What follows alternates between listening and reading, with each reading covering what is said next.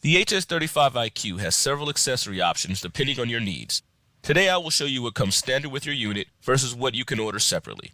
In order to configure the encoder, a diagnostic cable and a laptop are needed.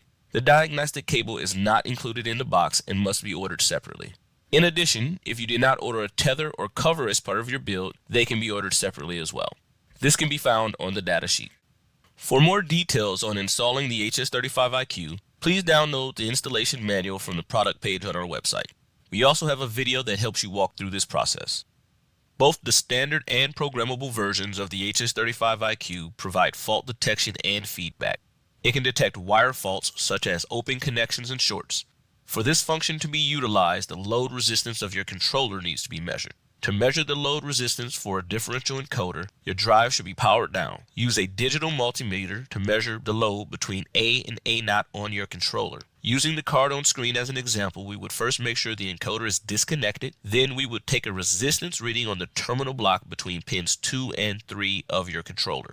If you have a single-ended encoder, you should measure between A and common of your controller. Repeat this process for your B channel and your Z index as applicable. The resistance of all three channels should be the same. Record this resistance you measured, as you will need to input that value into the HS35iQ software.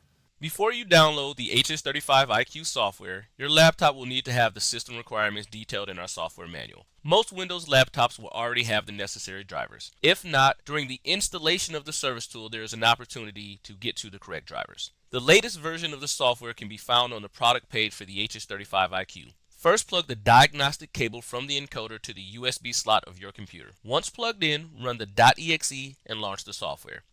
You should have a page that looks like this. The first step is to come up here and select the COM port that your encoder is selected into.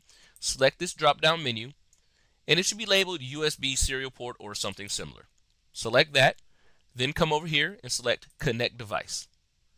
You will then need to navigate to the fault monitoring page. Come down to Configure Fault Monitor. Here's where you will input the load resistance that we recorded earlier. Once you have inputted the load resistance, come down here and select Send to Device. At this point, we have our encoder set up and ready to go.